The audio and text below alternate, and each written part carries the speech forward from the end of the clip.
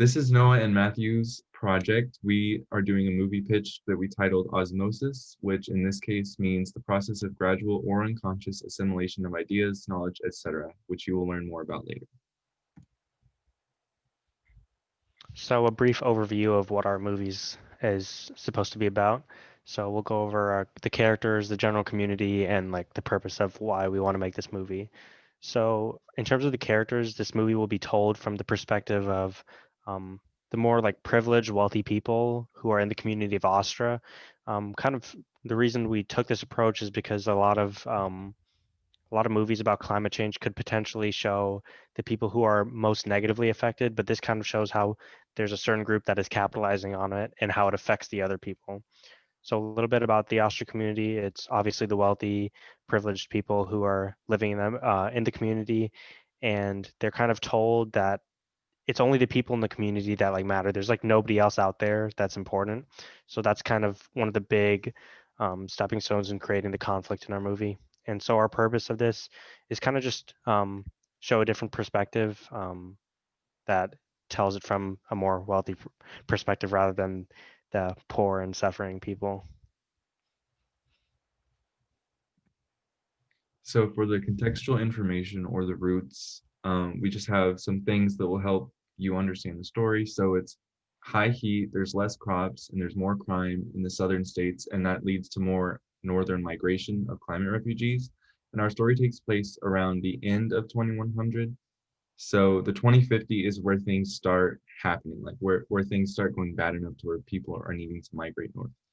There's a large group of wealthy couples that live in Washington, and they use their rapidly changing society to take over the area around the Salt Lake Holt Reservoir. And that's where Austria is. So they're the elders, or they're now elders at the time they were young. They start gathering ways of hoarding resources all around them through like supply lines in the reservoir, and they take water from like aquifers, the snowpack, and agriculture. So they have walls built all around the reservoir, and the former McLean Peaks, which are now titled the Manta Peaks after the word manta is Spanish for blanket. This new community is built from the now elders who operate as the government leaders. Then younger generations are taught that nothing exists outside of their community to prevent the potential acceptance of climate refugees. In our story, the sea level has risen around 33 inches worldwide, which causes more refugees from like islands and coastal areas to again migrate towards Washington and toward the northern areas. The loss of most resources in the southern states due to heat and excessive high risk labor would cause more northbound migrants as well. And then the constantly growing group of people who need help are shut out from areas like Austria to not let a community with resources and health drown, which is lifeboat ethics. And lifeboat ethics is basically where a bunch of wealthy people are on these lifeboats that all have about 10 more spots for people, but those 10 spots are kind of a safety net in case something happens. So they can either choose to save the poor and suffering people that are out in the water trying to get in a lifeboat, but by doing that, they'd have to pick out of those people the 10 that they would save, which is already a dilemma. Or if they wanted to save everybody and feel good about saving everyone, that would sink the lifeboat and basically kill everybody, drown everybody. So there's three routes to take, and there's not really a good or bad choice. It's just up to the people. So next up in terms of our setting for the movie, talking about the general environment, it's obviously going to be set kind of in that future century. So what people are predicting the climate change in the Northwest will look like. So there's going to be a lot of downpour and snow. There'll be high winds and some blizzards occasionally. And then in terms of what the community looks like, we're looking at um, it's a pretty sizable community that is kind of surrounded by like reinforced walls that kind of separate them from their surroundings.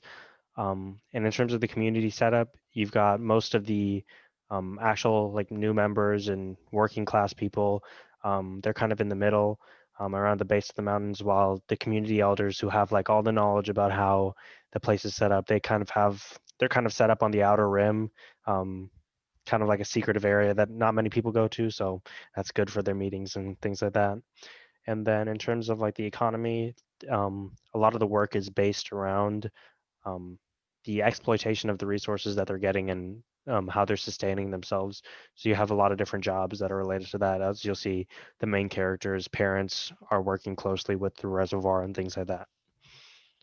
And to quickly say, Astra is another term that we used strategically. So Astra means oyster in Spanish. So we wanted to say that Astra was kind of the like the people inside or the pearl in the oyster. And it's also short for the word ostracize, which means to intentionally keep people out.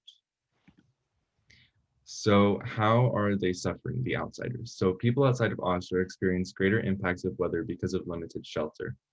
And Austria takes water and resources from most of their area, leaving those people without water to fulfill basic needs. The man-made forest fires occur around Austria to keep outsiders away and kill many. They're not intentionally killing people, but those who do die are killed from these wildfires. And then the people who migrated north to find work can't find any because there's these areas like Austria stealing resources, so there's really nowhere to work. So in terms of how Astra survives as a community, they're primarily based. Uh, their biggest thing is how they have an extensive pipeline system that kind of draws water from surrounding areas, leaving other people with a lack of enough water. So that's like their big like driving force for how they're sustainable. And then in terms of the people that are in charge of that, there's certain trusted members of the community that are allowed to go out and excavate and explore for new resource areas that can be exploited essentially, and then they'll build more pipelines and things like that to get that. And then obviously the forest fires that we talked about before, that's used as kind of like a natural barricade. Well, natural to some extent because people don't know about it, but it's sort of a natural barricade to keep people out in addition to their wall that they have. So in terms of characters, we have a list, and then in the list we have pictures of actors who fit the look of the characters we were thinking of. So for our protagonist, we have Alex. He's 18, male. He's living inside of Austria with his family. He's the oldest sibling of the group, and he's working with the reservoir near the outer walls on the river, and that's through his mother. So then we have Jess, who is another protagonist. She's also 18. She's living outside of Austria around Lake Joy, which is around 8 miles west of Austria. She's caretaker of her two younger siblings, Jamie and Julie, and her parents died in a forest fire. And that forest fire was created by Austria. Then we have Octavia, which is Alex's little sister. She's 15. She's very intelligent and she knows more about the reservoir and resources than Alex, who was working there. Then we have Jamie, who is Jess's little because of the death of his parents, and he's very curious and exploratory of the environment. So next up we have Jess's other sibling, Julie, she's a 10-year-old girl. She's known to be defiant and anxious. She like looks for attention. She kind of helps out Jamie because she is the like older sibling of sorts. Um, and she kind of hides her true emotions behind her anger because she was obviously affected by her parents' death as well. So then next up we have Alex's mother, who's 4-year-old, and she is the director of the Austral Reservoir. She's definitely like known as a more strict, but she's still loves her kids. So yeah. And then we have Alex's father, who's a 45-year-old man, and he kind of is the cook at the community in the mess hall. So he kind of has like a lesser role compared to Alex's mother. She is a little bit more in the know about what's going on. But yeah, they're both still important characters. And then we have Christian Blanc, who is Alex's maternal grandfather. He's one of the elders, and he's actually the president of Astra, the founding member, which kind of has to do a little bit with how their family is structured and what their attitude is in general towards what's going on. And he's known to be seemingly distant and cold. Obviously, I mean, he's following some pretty questionable ethical practices, so that'll be further explored in the movie. So now we'll go through the plot, and this slide is the beginning. So we'll quickly go through. So the first plot point we have is everyday life in Austria. So we look at the schools and their beliefs, the intro to the Blanc family, and then a look at Mrs. Blanc's job at the reservoir, and then Alex's new position there. Then we have Alex's new daily work life, where we see how he works at the reservoir because of his mother. Then he gains access to the outer portions of the community near the wall, and then he becomes curious of the outside. So next, curiosity takes over, and as Alex ventures outside of the wall, he gets lost and ends up at a basin, which is known in the real world as the Tolt Basin, which is about 4 miles west of Ostra. There he finds strangers Jess, Jamie, and Julie, who ventured out in search of isolation and a new home. So after initially being hesitant of each other, they start to fill in each other on their lives, and Alex discovers that there actually is people and life outside of Ostra. So now for expanding knowledge and finding deceit, Alex starts sneaking outside of Ostra and meeting with Jess at the basin quite regularly. He has time to disappear because of his outer wall job, where nobody really sees him because of how big the area is. And Alex finds out about climate change and the suffering and destruction that is being covered up. Then, lastly, for the beginning, we have truth seeking, where Alex begins to investigate within Ostra to fact check what Jess has been saying. He finds that Ostra is taking resources from others who need it, and he decides to tell his family of his discoveries. So Alex's parents don't take the information too lightly.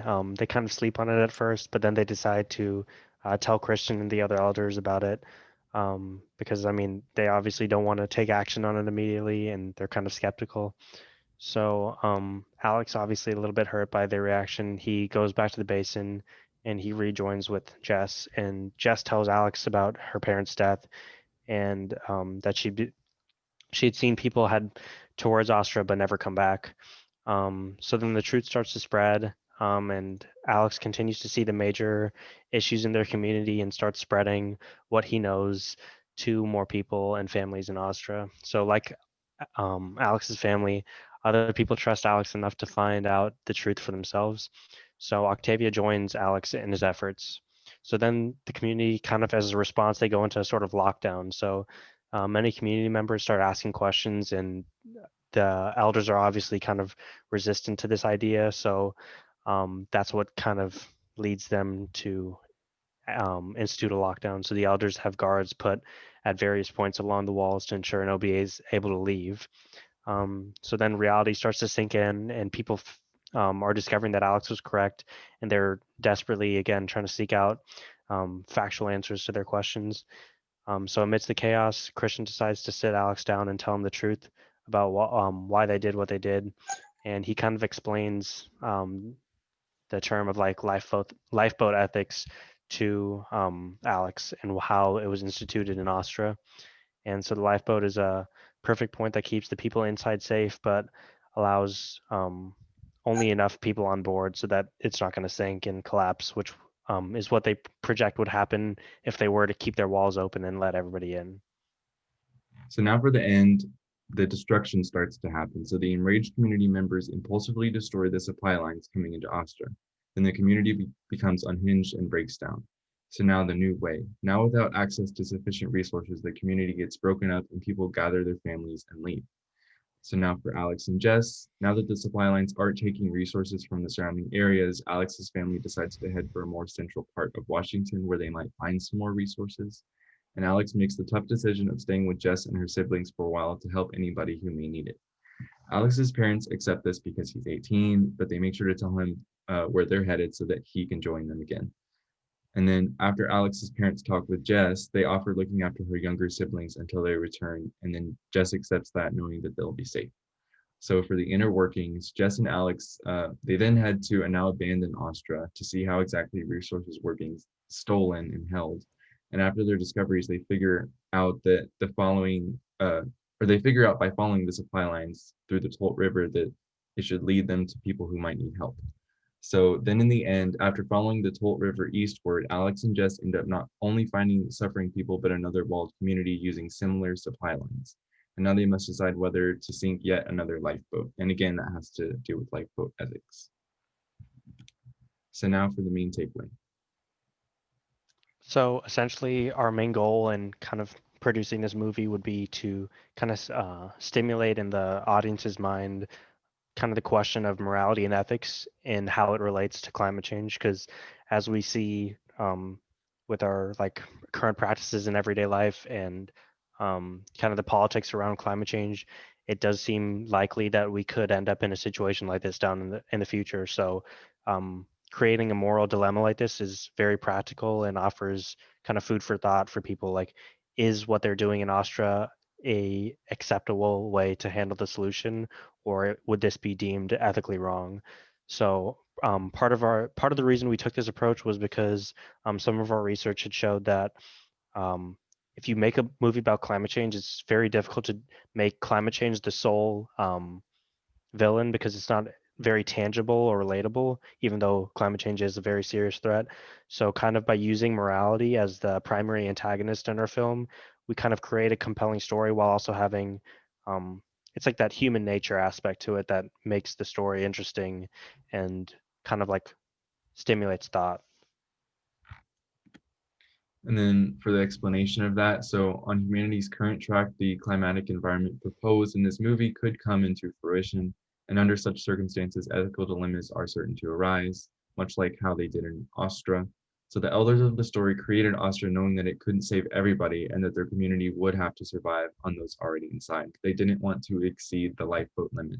So their decision wasn't necessarily like evil or anything. It was just what they thought was in their best interest because they wanted to save people, knowing that they couldn't save everybody. And then conversely, the community ended up not accepting this and feeling ashamed that their serenity has caused unconscious suffering, and they wanted to fit everybody on the lifeboat. And it's not a matter of who is wrong and who is right because both groups ultimately wanted to save people. It's more up to the reader to decide what they think is ethically correct. And that is it for our presentation. Thank you. Thank you for watching.